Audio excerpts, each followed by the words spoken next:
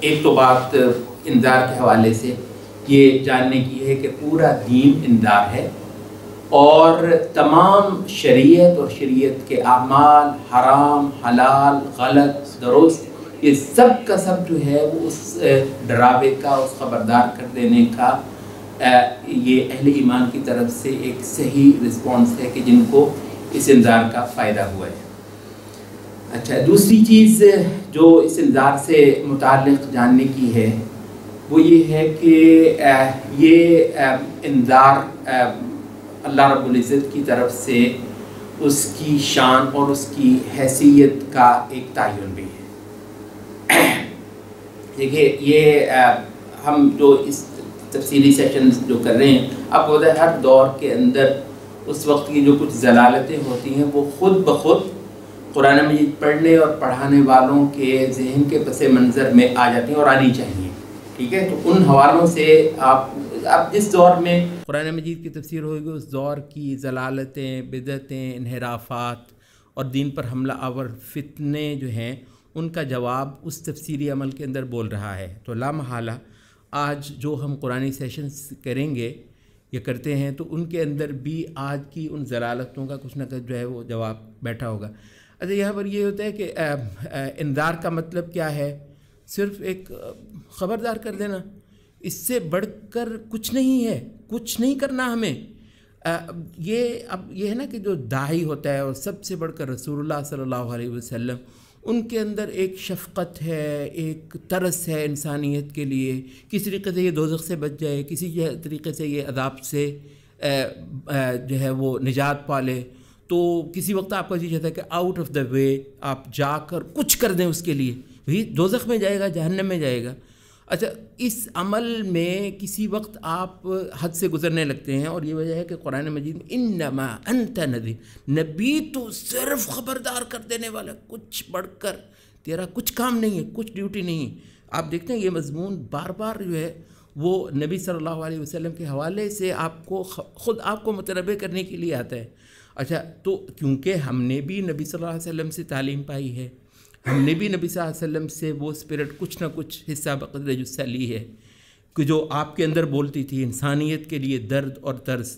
اچھا، تو اس وجہ سے وہ ان چیزوں کا حملہ ظاہر ہے اگر نبی صلی اللہ علیہ وسلم پر ہو سکتا ہے، جس سے نبی صلی اللہ علیہ وسلم کو متنبہ کرنے کے لیے خود آسمانی ہدایات آتی ہیں، تو لا محالہ ہم پر بھی آئیں گے، اور ہمیں بھی انہی چیزوں سے پھر متنبہ رہنا ہے جن چیزوں سے اللہ رب العزت نے ہمارے نبی صلی اللہ علیہ وسلم کو متنبہ فرمایا ہے۔ اچھا، تو وہ اس وجہ سے یہ ہے کہ کیونکہ ہم بھی انگیج ہوتے ہیں آج اس دور کے اندر، بہت سارے ملحد، ایمان نہ رکھنے والے، اور کسی وقت وہ اپنے آپ کو مسلمان بھی کہتے ہیں لیکن حقیقت عمل وہ خود بھی جانتے ہیں اور ان کے ساتھ بات کرنے والا بھی جانتا ہے کہ ایمان نام کی کوئی چیز نہیں ہے۔ اچھا، تو اب یہ ہے کہ کبھی ایسے ہوتا ہے کہ کچھ نہ کچھ ان کو دیا جائے، کیا دینا ہے ان کو؟ جو دینا تھا وہ خدا نے دے دی، جو ان کی ضرورت تھی وہ بتا دی گئی ہے، اس سے بڑھ کر کچھ نہیں دینا ان کو۔ یہ آسمان اور زمین بذات خود جو ہے وہ دلیل ناطق ہے، یہ سورج، یہ چاند، یہ بارشیں، یہ زندگی، یہ موت کا عمل بذات خود خدا کی حجتیں ہیں، خدا کی حجتیں ہیں۔ پوری کائنات کسی ہستی کی بڑائی کی اور اس کی ربوبیت کی، اس کی خدائی کی، اس کے قہر اور جبروت اور طاقت اور غلبے اور اس کے حکمت اور دانائی کی شہادتیں دیتی ہے۔ تو انبیاء نے تو آ کر وہ چیزیں جو بولتی ہیں اس کائنات کے اندر اور خود اس انسان کی فطرت کے اندر، ان کو ایک زبان دی ہے اور ان کی حجت جو ہے وہ تمام کر دی ہے انبیاء نے، اس سے بڑھ کر کچھ نہیں ہے۔ تو انذار اور بس، اس سے انما انت نذیر، تیرا کام صرف جو ہے وہ ڈرا دینا ہے۔ ذکر فانما انت مذکر، نبی تو ان کو صرف سمجھا دے، اور سمجھا کے جانے کے سوا تیرا اس کے علاوہ کچھ کام نہیں ہے۔ فانما علیک البلاغ وعلینا الحساب، پہنچا دینا کہ تیرا کام ہے، پکڑ لینا ہمارا کام ہے۔ دوسری بات جو ہے وہ انذار سے متعلق، اور یہ بھی وہ مضمون ہے جو قرآن مجید میں پلٹ پلٹ کر آتا ہے۔ تیسری چیز جو ہے وہ انذار سے متعلق وہ یہ ہے کہ یہ عام طور پر ہمارے بہت سارے لوگ جو ہیں وہ ایک عجیب انداز سے انبیاء کو پیش کرتے ہیں، انبیاء کا پیش کیا ہوا فلسفہ، کبھی کبھی اس کے لیے فلسفے کا لفظ بولتے ہیں، انبیاء کے پیش کیے ہوئے خیالات، یہ نظریات، نہیں، کیونکہ یہ جو چیزیں ہیں نا، یہ لفظ یہ استعمال ہوتے ہیں یہاں کے فلسفیوں کے لیے. آپ کو بچنا ہے ان تمام الفاظ کے استعمال سے ایک خاص سطح پہ جا کر. جب آپ نے اسلام کی حقیقت کو سمجھانا اور لوگوں کے سامنے پیش کرنا ہے تو ان تمام ہی الفاظ سے آپ کو بچنا ہے جو کہ یہاں جتنے لوگوں نے اپنے فلسفے، نظریات، خیالات، آئیڈیاز جو ہیں وہ پیدا کیے ہیں. انبیاء نے آئیڈیاز نہیں دیے ہیں، انبیاء نے فلسفے نہیں دیے ہیں، انبیاء انذار کر کے گئے ہیں. ایک بہت معلوم حقیقت ہے، پورا یقین ہے. نظریے کا کیا کام ہے یہاں پر؟ فلسفے کا کیا کام ہے یہاں پر؟ خیالات کا یہاں پر کیا کام ہے؟ پوری واضح حقیقت جو ان کو اللہ رب العزت کی طرف سے فرشتوں کے ذریعے سے اور ٹھوک بجا کر معجزوں اور دلائل کے ذریعے سے ان تک پہنچا دی گئی ہے، تو وہ پورے وثوق سے کہتے ہیں کہ تم پر عذاب آئے گا. پورے وثوق سے کہتے ہیں کہ اس کائنات کے مالک نے مجھے تمہیں صرف جو ہے سمجھا دینے کے لیے اور خبردار کر دینے کے لیے کوئی بات بتائی. اب اس پر تم ایمان لانا نہ لانا یہ کوئی مسئلہ نہیں ہے، ہمیں کوئی پریشانی نہیں ہے کہ ساری دنیا کافر ہو جائے. سبحان اللہ. یہ قل فللہ الحجۃ البالغہ ولو شاء لہداکم، کہہ دو اللہ کی حجت پوری ہے، یعنی کمی نہیں ہے. ایسا ہو نہیں سکتا کہ زمین پر بسنے والے انسانوں کی کوئی ضرورت خدا کو اور اس کے تقاضوں کو جاننے کے حوالے سے تھی اور خدا پوری نہیں کر پایا. تو خدا نے رسالتوں کے ذریعے سے وہ پوری کر دی ہے. اللہ کی حجت پوری ہے. وَلَوْ شَاءَ لَهَدَاكُمْ أَجْمَعِينَ. بس کمی یہ ہے، جو لوگ سمجھتے ہیں کمی، وہ یہ ہے کہ اللہ خود طاقت اور زور سے ہی سب کے سب کو ایمان والے کر دیتا، تو پھر تو یہ سارا منصوبہ جو ہے کچھ اور ہو جاتا. تو یہ انذار کے حوالے سے یہ ہے کہ پورے وثوق کے ساتھ اور پورے یقین کے ساتھ اور پورے دعوے کے ساتھ انبیاء ایک بات کرتے ہیں، اور انبیاء کو ماننے والوں نے بھی پورے وثوق کے ساتھ کرنی ہے، اور بھاڑ میں جائے دنیا جو نہیں مانتی. تو اللہ رب العزت لَأَمْلَأَنَّ جَهَنَّمَ مِنَ الْجِنَّةِ وَالنَّاسِ اجمعین قسم کھا کے کہتا ہے کہ بھر کر رہوں گا میں اس دوزخ کو انسانوں اور جنوں سے، اس کو کچھ پرواہ بھی نہیں ہے. تو انذار کے اندر جو ہے وہ یہ ایک مفہوم جو ہے وثوق کا اور یقین کا، اور یہ نظریے اور فلسفے وغیرہ کی پوری جو ٹرمینالوجی ہے اس سے بالکل ہٹ کر ایک جو ہے وثوق کا ایک معنی جو ہے وہ بھی انذار کے حوالے سے پایا جاتا ہے. تو یہ ہے انبیاء کی بات جو انسانوں کو پہنچائی گئی ہے، اس کا نام اللہ رب العزت نے انذار اور خبردار کر دینا رکھا ہے. ایک مزید بات جو انذار کے حوالے سے جاننے کی ہے وہ یہ ہے کہ انذار دو معنی میں ہوتا ہے. رسالتیں جب بھی زمین پر آئی ہیں دو معنوں میں انہوں نے انذار کیا ہے. ایک ہے انذار ایک خدا کی پکڑ جو دنیا میں لا محالہ آنے والی ہوتی ہے. دنیا کے اندر ایک رسالت کو بھیج دینے کے بعد دنیا کے اندر ایک بار فیصلہ چکایا جانا ہوتا ہے. فَإِذَا جَاءَ رَسُولُهُمْ قُضِيَ بَيْنَهُمْ. جب بھی ان کا رسول آ جائے تو لا محالہ اس برسر زمین بھی فیصلہ ہو کر رہنا ہوتا ہے. رسول کے نام ماننے والے لازماً زمین پر جو ہیں وہ چٹیل صفایا ان کا کر کے رہتی دنیا کو دکھایا جاتا ہے. رسالتوں کی ایک بہت بڑی دلیل ہے. اچھا، اس کو کہتے ہیں کہ دنیاوی عذاب. رسالتوں کے ساتھ دنیاوی عذاب کا ایک تعلق جو ہے وہ ہمیشہ سے رہا ہے. اچھا، یہ بہت سارے لوگوں نے اس مسئلے کو جو ہے نا وہ زیادہ بڑھا چڑھا دیا کہ جی یہ مسئلہ جو ہے وہ انہی کے ساتھ خاص ہے. جو درست ہے کہ ایک معنی میں انہی کے ساتھ خاص ضرور ہے، لیکن اس کا فائدہ کن کو ہے؟ بھئی جب تک عذاب نہیں آیا تھا دنیاوی تو ظاہر ہے ابھی نہیں آیا. وہ بھی بار بار کہہ رہے ہیں کہ قل میں لیا فأتنا بما تعدنا ان کنت من الصادقین. اگر سچا ہے تو لا عذاب. وہ تکڑے ہوئے ہیں، وہ بہادر ہوئے ہیں، دلیر ہوئے ہیں. اللہ کا عذاب میں تمہیں ڈر جاؤ اس سے. ڈرنے کی کیا بات ہے؟ لے آ. وہ یعنی بار بار وہ کہہ رہے ہیں. تو اس وجہ سے جب تک وہ نہیں آیا اس سے ایک لمحے پہلے تک بھی وہ دلیر ہی ہوتے ہیں. تو اس لحاظ سے جب تک وہ نہیں آتا اس وقت تک تو ان کو اس کا کوئی فائدہ نہیں ہے. اچھا، جب وہ آ گیا اس نے ان کو اٹھا لیا. اللہ کی کڑک آئی، طوفان آیا، آندھی آئی، کوئی اور آئی، چیخ آئی آسمان سے، ان سب کو جو ہے وہ ڈھیر کر دیا اور وہ ختم ہو گئے۔ اچھا جب وہ ختم ہو گئے تو بھی ان کو فائدہ نہیں ہوا، تو جب نہیں آیا تھا تو بھی ان کو فائدہ نہیں ہوا، پھر جب آ گیا تو بھی فائدہ تو نہیں نہ ہوا ان کو، وہ تو سارے کے سارے بسم ہو گئے آسمان کی وعید سے، تو وہ ختم ہو گئے۔ اچھا فائدہ کن کو ہوا؟ فائدہ یہ بعد والی نسلوں کو ہوتا ہے، جیسے کہتے ہیں نا اتمام حجت، یہ دنیاوی جو اتمام حجت بدریہ عذاب ہوتا ہے جس کا نبی انذار کرتا ہے اور جس کا سورۃ یاسین کے اندر بھی تذکرہ ہے، اور جو ہمیں قصے سنائے جائیں گے سورۃ یاسین کے اندر، ان کے اندر بھی یہ دنیاوی عذاب کا ذکر ہے۔ تو دنیاوی عذاب جو ہے اس کا فائدہ صرف بعد والوں کو ہوتا ہے، دنیاوی عذاب کبھی ان کو فائدہ نہیں ہوتا ہے جو اس کے اندر اچک لیے جاتے ہیں، اٹھا لیے جاتے ہیں، تو وہ فائدہ ہوتا ہے ہمارے لیے۔ ہاں ہم ہیں جو فائدہ لیں گے اس سے کہ وہ سارے عرب جن کو رسول اللہ صلی اللہ علیہ وسلم نے ڈرایا تھا، رسول اللہ کی زندگی کے اندر وہ سب ملیا میٹ کر دیے گئے، اور نبی صلی اللہ علیہ وسلم جھنڈا گاڑ کے جزیرہ عرب میں اپنی فتح کا اور اسلام کی تمکنت کا پھر جہان سے گئے ہیں۔ تو یہ جو چیز ہے، اور وہ کہہ کے گئے تھے کہ میں تمہیں جیت کے دکھاؤں گا، اور اللہ رب العزت نے مجھے خبر دی ہوئی ہے، کتب اللہ لأغلبن انا ورسلی، اللہ کہتا ہے، اللہ نے لکھ دیا ہے جیت کے رہوں گا میں اور میرے رسول۔ تو اس وجہ سے اس کا فائدہ جو ہے وہ رہتی نسلوں کو ہی ہوتا ہے۔ اچھا تو ایک ہوتا ہے رسول انذار کرتا ہے ایک دنیاوی پکڑ سے، اور اس کا تعلق جو ہے وہ جو امیجیٹ جو اس کے مخاطبین ہوتے ہیں وہ وہی ہوتے ہیں۔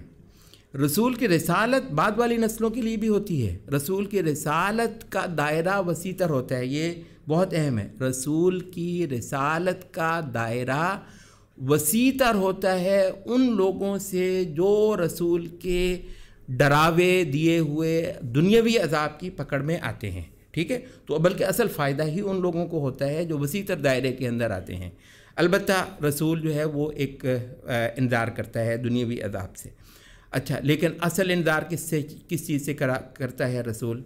وہ ہے اللہ رب العزت کی دائمی بخشش۔ دنیا سے تو جانا ہی تھا، یعنی جو لوگ طوفان میں ڈوب کر مرے، ظاہر ہے ایک عذاب تو ہے اور ایک ذلت ناک عذاب ہے، مگر یہ ہے کہ انہوں نے ویسے دنیا میں رہنا تو نہیں تھا نا۔ اگر دنیا میں اور بھی جتنے بھی کافر ہیں جن پر اس انداز سے اللہ تعالیٰ کا عذاب نہیں آتا، کافر تو ہوتے ہیں نا، وہ بھی دنیا سے چلے جاتے ہیں، تو اصل کیا ہے؟ اصل اللہ کا وہ جو یوم الدین ہے، جو پورا بدلے کا دن ہے، وہ البتہ آخرت ہے۔ تو آخرت کا انذار، اور ہماری یہ ساری ریاضتیں، محنتیں، عبادتیں، تسبیحات، سجدے، قیام، دعائیں، ہمارا گڑ گڑانا، التجائیں، خدا سے آگے بار بار ہاتھ اٹھانا، سب کا سب اصلاً کیا ہے؟ اس آخرت کے عذاب سے بچنے کے لیے اور خدا کا سامنا کرنے والے دن کو سرخرو ہونے کے حوالے سے، جو کہ انذار کا اصل محل ہے۔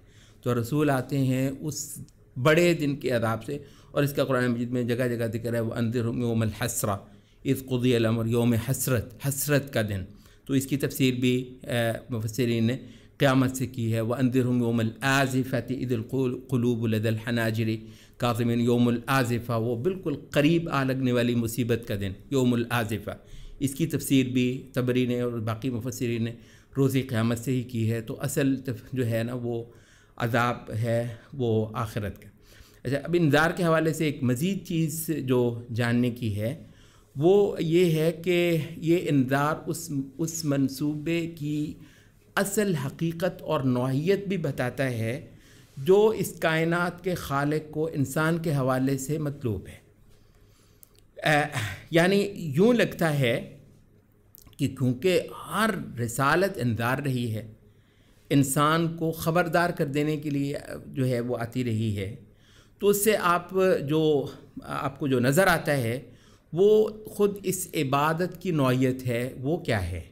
یعنی اس کائنات کا مالک ایک تو اس کی شان اس سے بلندتر ہے، اور پھر اس مخلوق انسانی سے جس قسم کی عبادت مطلوب ہے وہ بھی اس سے مختلف ہے کہ کائنات کا مالک یوں سامنے آئے، ڈنڈا پکڑ لے اور کہے یہ کر سجدہ۔ سبحان اللہ، اس کی یعنی کیا ہو سکتا تھا کہ وہ ڈنڈا پکڑا ہوا ہو، اس نے دوزخ اپنی سامنے رکھی ہوئی ہو، ٹھیک ہے، اور اپنی قوت، قہر اور جبروت جو ہے وہ اس کا سب نظارہ دیکھ رہے ہیں، کہے کر سجدہ، لا الہ الا اللہ، وہ تو پھر بات ہی نہیں ہے۔ تو یہ لفظ انذار کا مطلب کیا ہے؟ کہتا ہے سامنے نہیں آتا، یہ سب جو ہے غیب میں عبادت کرنا۔ یہ 20 بار استغفار کر لو بھائی، کیوں؟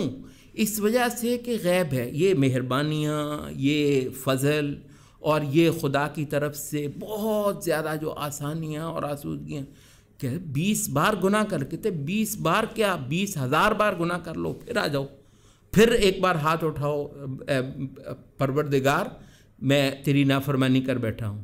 کہتا ہے اچھا تو اس کو پتہ ہے میرا ایک رب ہے جو گناہ پر پکڑ بھی لیتا ہے اور چاہے تو معاف کرتا ہے، جا میں نے تجھے معاف کیا۔ حدیث قدسی ہے، نبی صلی اللہ علیہ وسلم فرماتے ہیں نا کہ وہ پھر اچھا کچھ دیر گزرتی ہے، توبہ پر پکا ہے، پھر جو ہے وہ لڑکھڑایا اور پھر اسی گناہ میں جا پڑا، پھر آ کے پروردگارا پھر کر بیٹھا ہوں گناہ، اچھا میرے بندے کو پتہ ہے میں اس کا رب، لا الہ، پھر اچھا وہ جو حدیث میں آتا ہے وہ یہ 2 3 4 بار نبی صلی اللہ علیہ وسلم نے ذکر کیا، پھر اللہ کہتا ہے جا میرے بندے جتنی بار تو یوں کرے گا میں معاف کرتا ہی رہوں گا، معاف کرتا ہی رہوں گا۔ تو وہ ایک حدیث میں بھی آتا ہے یا پھر وہ اثر ہے کہ ابلیس نے جو ہے وہ قسم کھا کر کہا کہ تیری عزت کی قسم میں ان کو جب تک تو مجھے مہلت دیے رکھے گا میں ان کو گمراہ کرتا ہی رہوں گا۔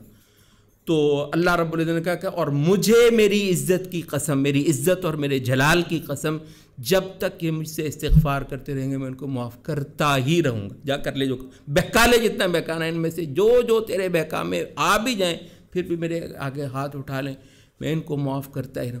تو غیب سے محض ایک رسالہ، صرف پیغام بھیجنا، آیا تو نہیں خدا ہمارے سامنے، خدا ہمارے سامنے آیا تو نہیں، وہ سارا قہر، جبروت، وہ غلبہ، وہ طاقت جس کا مظاہرہ روز قیامت کو ہونا، اور بسا اوقات صرف اس کے جو مناظر اس انذار میں، قرآن میں پورا انذار ہے، اس انذار میں جب ہم پڑھتے ہیں تو لوگوں کے رونے نکل جاتے ہیں صرف اس کا تصور کرنے سے۔ تو یہ جو ہے یہ غیب میں محض اس انسان کو بتا دینا، جس کے خاطر جو ہیں وہ انبیاء آئے ہیں، اور کچھ لوگوں نے محض صرف سن کے آیا نہیں ہے، وہ صرف سن کے ان ساری دلالتوں اور ان شہادتوں کو اکٹھا کر کے اس نتیجے پر پہنچے کہ بلا شبہ ایک رب اس شان کا ہے کہ اس کو ہم پوجیں، اس سے اپنے گناہوں کا استغفار کریں، اور جتنی عاجزی بندگی ہے وہ ساری کی ساری اس کے لیے خالص کر دیں، اور اس کے سوا کسی کی بڑائی کو اس کائنات کے اندر ہم تسلیم نہ کریں۔ تو بلا شبہ کچھ لوگوں کو یہ فائدہ ہو گیا، لِتُنذِرَ قَوْمًا مَا أُنذِرَ آبَاؤُهُمْ۔ تو اس حالت میں آنے کے لیے کا نام ہے کہ آپ غفلت سے نکل گئے۔ تو غفلت کیا ہے؟ انبیاء کے دیے ہوئے ڈراووں سے فائدہ نہ ہونا بندے کو، ان چیزوں پر یقین نہ ہونا بندے کو، اور ان چیزوں کی بنیاد پر انسان کی زندگی ایک ڈسپلن میں نہ آئی ہونا جو بندگی اور اطاعت سے عبارت ہے۔ تو یہ ہے انذار سے متعلق کچھ بنیادی باتیں، کیونکہ قرآن مجید کا مرکزی موضوع ہے اور پھر سورۃ یاسین کا ایک بنیادی محور ہے، تو اسے ہم نے کہا کہ آج صرف اس آیت پر ہی ہم کچھ وقت صرف کریں۔ اقول قولی ھذا واستغفر اللہ۔